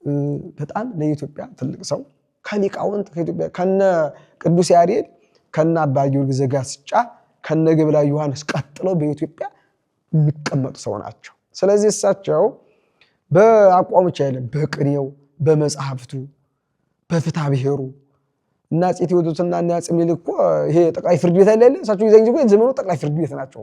ፍትሐ ብሔሩን፣ ፍትሐ ነገሥቱ፣ ፍትህ መንፈሳዊ፣ ፍትህ ስጋዊውን የሚተነትኑ የሚተረጉሙ ግዕዝ ነበርና የሚፈርዱ በቃ ሚዛናዊ ናቸው። በቃ የመሰላቸው ነገር ወደ ኋላ የሚያሉ የማይፈሩ ናቸው። ስለዚህ ሊቅም ሊቅ ናቸው፣ እንደ እውነተኛም እውነተኛ ናቸው። ስለዚህ እሳቸው ታች ቤቱን እየተራቀቁ እያለ ይህንን እንግዲህ ድርሰዋል። ላይ ቤቱን ተክሌውን ዝማሜውን እሳቸው ያሽ ደረሱት። ደርሰው እዚህ ላይ ሁለት አነጋገር አለ። ደርሰውት ለልጃቸው አስተማሩት። እዛ ባታ ላይ ለዛን ጊዜ ሸማ ይባላል። አደግድገው ነው ሊቃውንቱ በተመስጦ እንዲያሆኑ ሳይሆን በዛን ጊዜ በፈሪሃ እግዚአብሔርን በመፍራት 24 ሰዓት ቆመው ነው የሚያገለግሉት ሊቃውንቱ። ይህ ነቀፉባቸው ዝማሜውን። ይህ ካባና ሸማ ያስጥላል ግራና ቀኝ ሲባል ብለው ይሄ አይሆንም ለአገልግሎት በጣም ወጣ ያለ ነው። ከዜማውን በጣም ረዘም ወጣ ያለ ነው። ዜማውን አልተከተል መሸም አንድ መሸም ይጠላል አይደለ? ከዛ ሁለተኛው ውሃ ሲደረግበት ቅራሬ ነው። ይሄ ግን ልክ ዜማውን በቃ በጣም አንድ መስፈራ ህግ ወጡ በጣም ረዝም ይሄድበታል። ይሄ ብዙም አይመቸንም ብለው ከታች ቤቱ ጋር አጣጥመው ለመሪ ሲሉ ሊቃውንቱ አልፈቀዱላቸውምና ለብቻቸው ለልጃቸው አስተማሩት። ለአለቃ ተክሌ ይባላል። አለቃ ተክሌ ያው ተምሮ ደቡብ ጎንደር ላኩትና መጀመሪያ ጊዜ ልጃቸው ወንበር የተከለው በቤተ አማራ ደቡብ ወሎ ንጉስ ሚካኤል የተከለው ታላቅ ደብር አለ ተንታ ሚካኤል ይባላል። መጀመሪያ እዛ መጥቶ ወንበር ተከለ ተክሌው። መጀመሪያ ከአባቱ ከአለቃ ገብረሃና ተምሮ ተክሌ ወንበር የተከለው ተንታ ሚካኤል ነው። ከዛ ራስ ጉግሳ ወስደው ደብረ ታቦር ኢየሱስ አለቃ አድርገው እዛ መጨረሻ እንዲያስተምረው እዛው ምስክሩ እዛው ሆኖ ቀረ ማለት ነው። እና እሳቸው ያሽ የደረሱት ዝማሜው እሳቸው የደረሱት ለልጃቸው አስተማሩ። እሳቸው ወደዚህ መጥቶ ወንበር ተከለ ማለት። ሁለተኛ አነጋገር ደግሞ አፄ ቴዎድሮስ ጋር እሳቸው ያው ሰምና ወርቅ ፈሊጥ ተናጋሪ ናቸው። ንጉስ ነው ብሎ አይፈሩም፣ ድሃ ነው ብሎ አይንቁም። የመሰላቸው መናገር የመጣላቸውን በቅኔ የሚናገሩት ሲያስተምሩ በግሳጼ በቅኔ እንደውም በዝቅኔያቸው ከአዲስ አበባ አገራቸው የተሰደዱበት ብዙ ታሪክ አለ። ወደዛ ንግባ ይቅርና ደብረ ታቦር ከአፄ ቴዎድሮስ ጋር በቃላቸው አለቃ ገብረሃና ይህን አሽሙርን ይህን ቃላትን ተወኝ፣ ዝም ብለህ አንተ ፍትሐ ብሔሩን ተርጉምልኝ። ግን በመጨረሻ ተጣሉና በቃ እዛ ሀገር አለይህ ከባህር ማዶ ተሻገር ሂድ ብሎ አሰደታቸው ይባላል አለቃ ገብረሃና። እዛን ጊዜ እሳቸው ደግሞ ጎንደርን ያው ጣናን ሆገራን ተሻግረው ጣናን ተሻግረው ዘጌ ገዳም ገቡ ይባላል። ዘጌ ገዳም ገብተው አንድ ባህታዊ ነበሩና እሳቸው ጋር ከሸምበቆ አንጻዛ አፄ ቴዎድሮስ ተደብቀው እዛ ሱባኤ ገብተው ከሸምበቆውን እያዩ ከባህታዊው ጋር ከዛ ጋር ያን አረቀው ጎንደሩን ቃል ሲራቀውበት ስለነበረ ይህን እንዴትፍ አረቀው ዝማሜውን ፈጠሩት ይላሉ አባቱ። ዝሮ እንደውም አለ እንትና አፄ ቴዎድሮስ ጣና ተሻግረው ዘጌ ገዳም መኖራቸውን ሲሰማ አስጠሯቸው። ኢትዮጵያ ውስጥ ባህር ተሻገረ ክል ያልነገርኩም ለምን ተቀመጡ? ታዲያ እኮ ባህር ተሻገረን የተቀመጥኩት አሏቸው ይባላል። ጣናን ተሻግረው ተቀመጡ እና ዝሮ በዛም ሆነ በዚህም ሆነ ዝሮ የደረሱት አለቃ ገብረሃና ናቸው። ለልጃቸው አስተማሩት። ልጃቸው ወንበር ተክሎ አስተማረ። በልጃቸው ተክሌ ብሎ አቋሙ ስሙ ተጠራ። ልክ ቤተ ማርያም አቋም በእንታ ገብረ ቤተ ማርያም እንደተጠራ ሁሉ ያም ተክሌም አቋም በልጃቸው ተክሌ ብሎ ተጠራ። ስለዚህ የጎንደር አቋም እና የተክሌ አቋም ልዩነቱ እንግዲህ የ300 ዓመት ልዩነት አለው ማለት ነው። እዚሁ አሁን ለምሳሌ ከሌሎቹ አቋቋሞች የጎንደር አቋቋሙ ለየት የሚያደርገው ነገሮች አሉ። ለምሳሌ በእንታ ክፍሌ መጽሐፈ ዚቅ እንደተጻፈ ነግረውኛል። ከዛ ይባስ ደግሞ በጣም የእንታ ሄኖክ መዳሉን ጽፎ ይባስ አቋቋሙን አሰፉት፣ አራቀቁት፣ እንዲወሰንም አደረጉትና የእንታ ክቡር ደግሞ ጎሮዎችን ጨምሮ ይባስ በቃ ማንም ወሰን እንዲኖር አደረጉትና እስቲ ስለነዚህ መጽሐፍትና የነዚህ መጽሐፍት መኖሩ ላቋቋሙ ምን አይነት ለውጥ እንዳመጣ እስቲ ንገሩን። ላቋቋሙ ያለውን ፋይዳ። መልካም ነው። እንግዲህ ጥንት ያቋቋም ዘሩ በቃል ጩኸቱም በቃል ባህሉም በቃል ሁሉም ነገር በቃል ነው። አሁን ግን መጽሐፍ ዚቁ ከቃል ተነስቶ መጀመሪያ የእንታ ክፍሌ እንድናረጉት አባጃሌ በመትል መጽሐፍ አባጃሌ ስለነበሩ ለቦታው ማስተዋሻ ብሎ አባጃሌ ተክለ ሃይማኖት ያችን ዚቅ ጻፉ። ምን ሆነ ያ ሊቃውንቱ በቃል ከመሸምደድ ይልቅ በቃላቸው ሲረሳቸው መጽሐፍ እንዲያውሁ። አሁን ደግሞ ያን ደግሞ እንታ ሄኖክ አራቃቁትና ምልክቱን ከድጓ እያዩ ምን እያዩ አሻሽለው ዚቅ ወይም ዝክረ ቃል ብለው አወጡት ማለት ነው። ይሄን ደግሞ እንደገና ደግሞ አቋሙን አሁንም ደግሞ ጩኸቱ በቃል ብቻ ነው። ይሄዳል፣ ያሳርፋል። ቤዛ ሰረገላ ነው፣ አማን ሰረገላ ነው። በቃ ዝም ሁሉ ነገር ማንኛውም ጉሮሮውም ዝም በርክርክ ነው። ርክርኩ ምኑም በቃ ዝም በጉሮሮ በልምድ ነው። ይህ ልዩነት እንዳይኖር እሳቸው ምልክት ሰሩለት። ልክ አሁን መዳኑን አወጡ ማለት እንታ ሄኖክ የዘመኑ ያመጣል ስልክ ወይም ላፕቶፕ ኮምፒውተር እንደማለት ነው ያደረጉለት። በቃ እንደዛ በቃ አረቀው ጉልህ የማይጨበው እንዲጨበጥ አድርገው ያን ሰሩት ማለት ነው። አሁን ዛሬ መለያየት የለም። ያን ጸናጽሉ ምልክት አለው። ልክ እንደ ዜማው እንደ ድጓው ምልክት አለው። ጸናጽሉ ይሄዳል፣ ያሳርፋል። ጉሮሮ የተወሰነ ወጥቶለታል።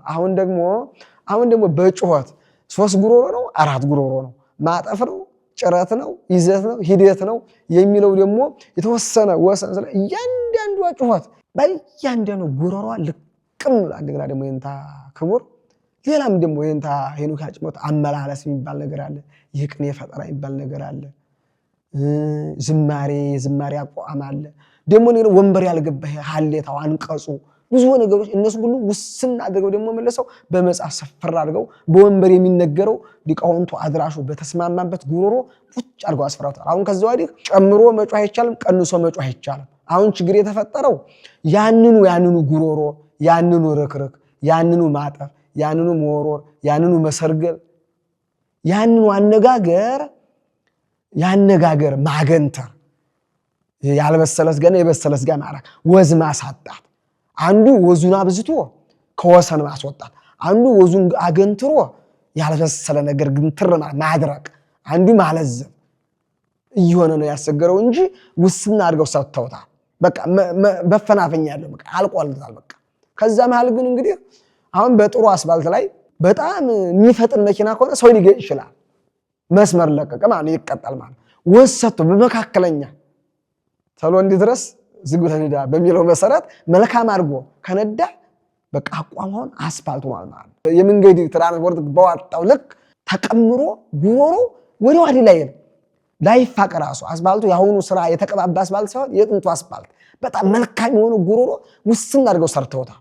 ከዚህ ላይ እንግዲህ አጫጫ የተወሰነ በጣም ደህና አድርጎ ቀስሎ በደንብ ሆኖ አጥርቶ ምን ተብሏል ለሃይ ሰጥቶ ርቀት ሰጥቶ የመጮና አገንትሮ የመጮ ወዛይ ሰጥቶ የመጮ ወዙን ደግሞ ለቆ በጣም ይሄ ከወዚ ወጣ አንጸብርቆ ዝም ብሎ የለቀቀ ጩኸት ማድረግ የትውልዱ ነው እንጂ የጎንደር አቋም የተቀየረም ነገር የለውም።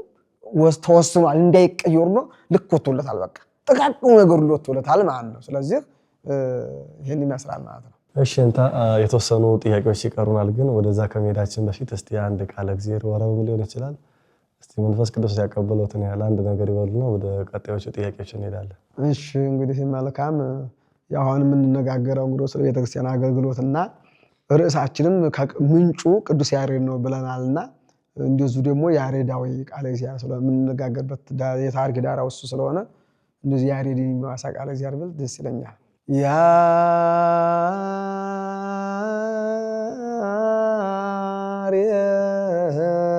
ያሬድካ አህኑ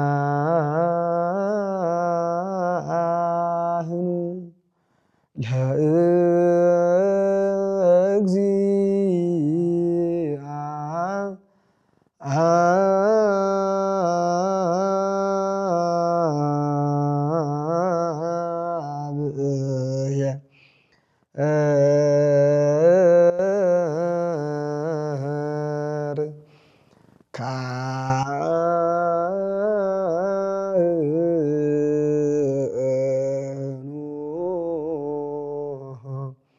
ለእግዚአብሔር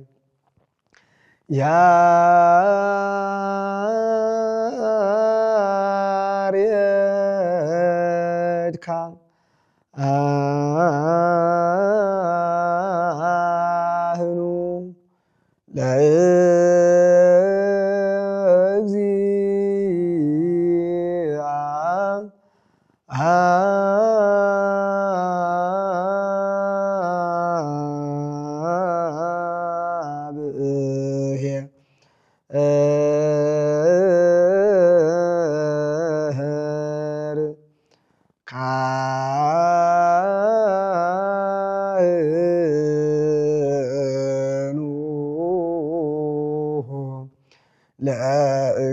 ለእግዚአብሔር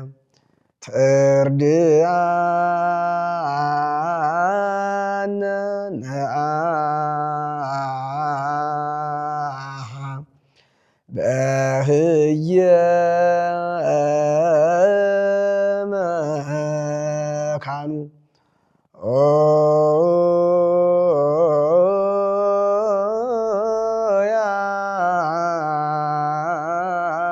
ያሬድ ነአ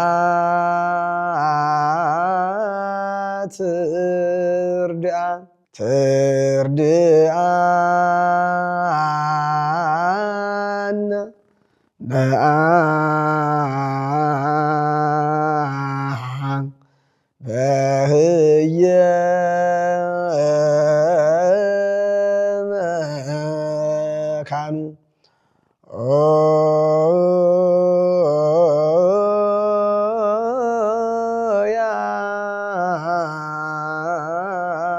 ያሬድ ነአ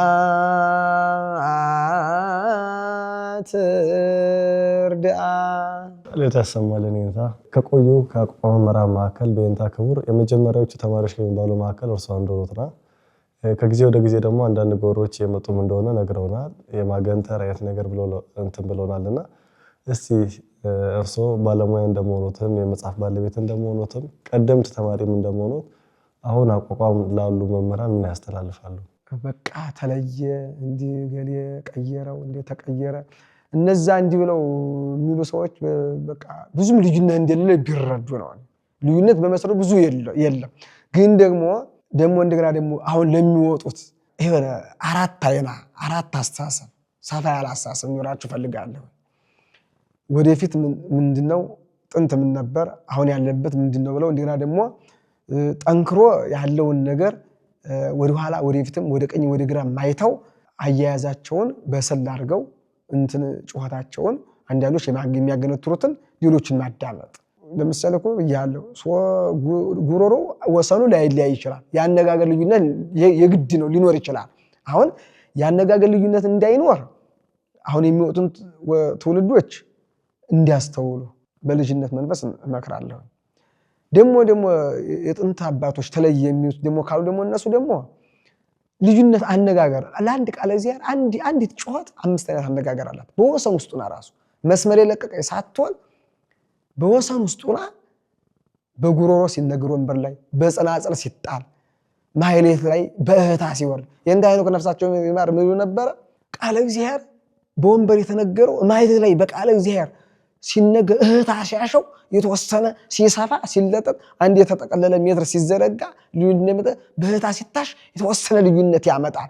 ያው ይለጠጣል። አሁን አንድ ፎቶ የጉርድ ፎቶ አለ አይደል? እሱን ለግድግዳ ፎቶ ማድረግ ይችላል አይደል? የተወሰነ ኮንቲኒ ይኖረዋል። ካላጠቡት አሁን ዘመኑ እየተራቀቀ ያጠሩታል እንጂ ትንሹን ፎቶ ስታሳድገው የሆነ ብጉር ነገር መሰል ይወጣ ይመስለዋል። እሱ አሁን ዘመን ተሻሽሎ ያጠፉታል። እንደዚህ ሁሉ ቃል እግዚአብሔር የሆነ ከመምህሩ ወደ ደቀ መዝሙሩ ከመምህሩ ከወንበር ወደ ማህሌት ሲሄድ የተወሰነ መለጠጥ የተወሰነ ልዩነት ያሳየ ይመስላል እንጂ ብዙ ልዩነት የለም። ተለየ ለሚሉ አባቶች እና ሰዎች ብዙ እንዲያስተውሉት። ለምሳሌ ራሱ ተለየ የሚሉ ሰዎች በእነሱ ዘመን እነሱ ራሳቸው አንድ ላይ የወጡት ጓደኞቻቸው አንድ ናቸው ወይ? እነሱ ሲጮሁ ከነሱ በፊት የነበሩት አንድ ናቸው ወይ? ከነሱ በኋላ የወጡት መምህራን እነሱ አሁን ተለየ እስከሚሉ ድረስ የነበሩት መምህራን አንድ ናቸው ወይ? የእናቱ ልጅ ዝንጉርጉር ነው። እናት ወዲ ከባሏ ሌላ ዘር ካልቀላቀለች ልጆች ቢወለዱ ዲኤንኤ ናቸው ቢመረመር አንድ ናቸው። የተለያዩ ይመስሉ አንድ ነው። ወሰኑ ያነጋገር ልዩነት ነው። የእንታይኖ እኮ ከየንታ ክፍል ወንበሩን ተረከበው ሲያስተምሩ በነበሩበት ዘመን ጩኸታቸው እነ የንታ ክቡር በነበሩበት በደረሱበት የነበሩበት ጩኸታቸው አንድ አይደለም። እነ የንታ ክቡር ወጥተው ሲያስተምሩ እኛ የንታይኖ ስናውቃቸው የንታይኖ ጩኸት አንድ አይደለም። እነ የንታይኖ ክቡርም ሲጠይቁ ዛሬ እንድኩናል ተብሎ እያሉ ገጠር ሲያስተምሩ ከየንታ ሄኖክ እንዲህ ብለውታል። የአይነት ወዝ እንዲህ ብሎ እየጮህ ነው የንታ ሄኖክ ይችሉን ነበር። ገጠር የንታ ክቡር እየሄዱ እየጠየቁ እየመጡ ማለት ነው። ወዝ እኮ ነው፣ ወሰን እኮ ነው። ይሄ አነጋገር ላይ አሁን ለምሳሌ በዜማ ነው በቤተልሔም ዜማ አሁን ቤተልሔም ዜማ እንደዚህ እኮ ነው እየተራቀቀ የመጣው። አሁን ለምሳሌ ይሁብ አሁን አንዱ ጮህ ይሁብ አሁን ለይፈባል እኛ ግን የምናውቀው ይለይብናል። አቋም እንደዚሁ ነው። ሲሰረግልም ሲወረውርም ብዙ ልዩነት እንደሌለ ብንረዳ መነቃቀፍ ባይኖር ግን ደግሞ ተለየ የሚሉትም አባቶች የሆነ ምክንያት ይዘው ነው። አንዳንድ ያሁኑ ትውልዶች የሆነ ወሰኑን ሳይለቁ ሲያገነትሩት እያዩ ነው። ያሁኑ ትውልድም አስተውለው ለወሰን ቅላጼ ወዝ መስጠት አለባቸው። ይሄ ሲሆን አባቶች ተለየ የሚሉት ያርፋል፣ ሁሉናቸው ያርፋል። ከነሱ አነጋገር ወዝ ስለቀረባቸው ነው። ደግሞ አባቶችም ደግሞ ያሁኑን ደግሞ ወሰን ጮኸነ ሲሆን ነው የሚያገነትሩትና ብዙ በጥቅሉ ለአንድ ጮኸት 5 አይነት አለው። ግን ዝሮ ከዳራው እንዳይወጣ ግን ተወስኖ አልቆለታል። ግን እያንዳንዱ ጮኸቱን ግን እየዋጀ ቢጾህ አንድ ሰባኪ እኮ አንዷን ርዕስ 10 ቤተክርስቲያን በአንድ ቀን ቢሰብካት 10 ቤተክርስቲያን በተጠራቀመው ህዝብ አንግል ነው ርዕሷን አንዱን የሚሰብካት። አንድ ቤተክርስቲያን ለምሳሌ ጠቅላላ ባለስልጣን የመንግስት ሰራተኛ ቢሆን አንዷን ርዕስ በእነዚህን ተወክቶ ይሰብከዋል። አንድ ቤተክርስቲያን ያችን ርዕስ ደግሞ ጠቅላላ ሀብታም ነጋዴ ከሆነ ያችን ርዕስ በሀብታሞቹ ነጋዴዎች አንግል፣ አንዷን ርዕስ ደግሞ የገጠር ህዝብ በተሰበሰበበት ቤተክርስቲያን ቢሰብካት ያችን ርዕስ በገጠር ህዝብ አንግል ነው የሚሰብካት። ግን ወሰኗን ለቃለች አትለቅም። ጩኸቱም እንደዛ ነው።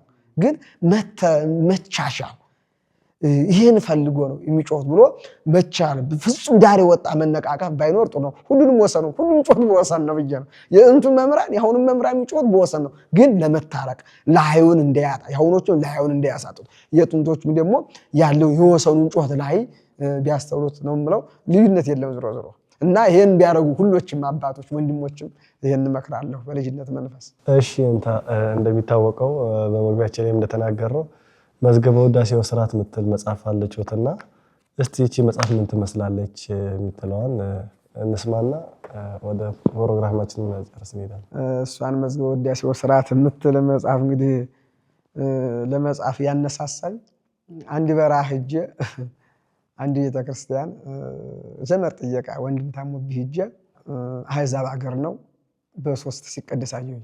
እንግዲህ የዛን ጊዜ 80-90 ተማሪ አቋም ተማሪ ነበር በጎንደር ደንቢያ ስፋንቀራ ኪዳት ማስተምርበትና ከዛ ያን ጉባኤ ፈትቼ ነው አንድ ካህን ወንድም አለ እሱ እንዲጠይቅ ሳይሄድ አሕዛብ ቦታ በሁለት ቄስ በአንድ ዲያቆን የሚቀደስ ቦታ ነው። ጅማ ነውና በረሃ ነው። እዛ ሄጄ ሳላስበው እግዚአብሔር ፈቃዱ ነው እዛ ተቀመጥኩ። ወንድሜን ለማሳከም እስከሚድን ድረስ እዛው ሳስተምር ምን ስል ከዛ ነው መነሻ። እዛ ብቻዬን ቃለ እግዚአብሔር ስጮህ እህታ ስጸነጽል ይሄ አንደበቴ ሲቋረጥ ዝም ስል ዝም ነው የሚጮህ። ከበሮ የሚመታ እየተቆጭ ብዬ ራሴ እየጸለይኩ መታ ነበር። ከዛ ኩታራ ሰብስቤ ማስተማር ጀመርኩኝ። ከዛ አንፃር ብዙ ከዛ ጀምሬ ከዛ ወጣው ወደ ጅማ ገባው። ከዛ እንደገና ደግሞ ወደዚህ ቅድስት ሥላሴ እስከመድረስ በማያቸው ጎዶሎዎች ስፕሪስ አርጌ ለመጻፍ ተገደድኩኝ። ምንድነው በገጠር በበረሃ ስለባል አከባበር አንድ ብቻው መሪጌታ ሲኖር እንዴት እንደሚቸገር እንዴት እንደሚረዳው አንድ ማህሌታዊ ሰው ደግሞ ምን ያህል ቃለ እግዚአብሔርን ብሎ ደግሞ ምዕመናን ሲጠይቁት መልስ እንዴት እንደሚያጣ ይህንን ለመቅረፍ እንዲሁ ደግሞ በትላልቅ አድባራት ደግሞ የክርስትና ስም አወጣጥ የመሰለ ስርዓተ ክህነት አፈጻጸም የመሰለ ብዙ ነገር በቃ ብዙ የሚያደናገር ነገር ስላለ እስፕሪስ ናት እና መዝገበ ውዳሴው ስርዓት ዘተከውን ለካህናት ወዲያቆናት ለመምህራንም ለመሪጌቶችም ትሆናለች። ለስነሱ ምትሆን ዲፓርትመንት አላት። ለካህናትና ለዲያቆን ዋና ናት። ለምዕመናንም ለሰንበት ተማሪም ቤተክርስቲያን ለሚወድስ ምዕመናን ለማንኛውም ለአራቱም ዜጋ የምትሆነ የስፕሪስ አርጌ ነው ያወጣኋት እና ይሄን ያደረግ ምክንያት አንድ የሥነ ጽሑፍ ባለሙያ አረገኟትና ግን ለምንድነው ድብልቅልቅ ስነ ጽሑፍ የሚጻፍ በአንድ አንግል ነው አሉኝ። አይ እኔ ስነ ጽሑፍ ሳይሆን ጸዋትወ ዜማ አባቶቻችን ምዕራፉን ዝማሬውን ጾመ ድጓውን መዋሥዕቱን አንድ አድርገው አትመውት ነበር። በዛሬ 50 ዓመተ ምህረት ጸዋትወ ዜማ አንዱ ነው በማየት እኔ ምንድነው ለ360 ቀን በማህሌት የንስሐ አባቶች ምዕመናን በዓል አከባበር እኚህ ባህር ሐሳብ የክርስትና ስም አወጣጥ ስርዓተ ተክሊል እነዚህ ነግሶች 8ቱ የአደባባይ በዓላት ክብረ በዓል የመስቀል የከተራው የዕለት ዕለት የአዲስ አበባ በ8 ሰዓት ከ9 ሰዓት ጀምሮ ደመራው እስከሚቃጠል ድረስ ምን አይነት ቃለ እግዚአብሔር ይከናወናል፣ ምን አይነት ትርኢት ይቀርባል፣ ስርዓቱ በማይናነቅ መልኩ በሌሎች አድባራት 8ቱ ቃለ እግዚአብሔር ዋዜማቸው ቃለ እግዚአብሔር ወረባቸው በተለያየ የግዕዝ ፊደል አጻጻፍ ሕግና ስርዓት ይሄ ሰ2 አለ 23 አለ አ2 አለ ጸ2 አለ እነዚህ እንዴት ይጻፋሉ ሕጋቸው አመለኛ ግሶች ሰአለ ሰአለ ሳለ ሰአለ ለመነ እያለ በቃ በተለያዩ ነገሮች እና አመለኛ ግስ አመል ግሶች አሉ የግዕዝ አጻጻፍ ሕግና ስርዓት አለ የግዕዝ ቁጥር አሁን መንግስት ራሱ በመንግስት በዘመናዊ ትምህርት ግዕዝ ቁጥር ተሰጥቷል አሁን ወጣቱ አንዳንድ ልጆች እንደዚህ የሚማሩ አሁን ዲያቆኖቹ ማካፈል መደመር መቀነስ በግዕዝ እየተቆጥሩን ይጠይቁኝ እኔ ራሱ ሰዓት አለሁ አሁን ይሄን ችግር ለመቅረፍ ግዕዝ አሁን ቁጥርኛ አሁን 203 205 እንደ ነው ቢጻፍ ብለው ግዕዝ ቁጥር አንጽፍም ይሄን ለመቅረፍ ከአንድ እስከ ቢሊየንና ኳድሪሊየን ድረስ በግዕዝ በአሃዙ በፊደሉ በአማርኛ በፊደሉ በእንግሊዘኛ በወርዱና ቁጥሩ እንዲሁም ደግሞ እስከ መቶ ድረስ በጣሊያንኛም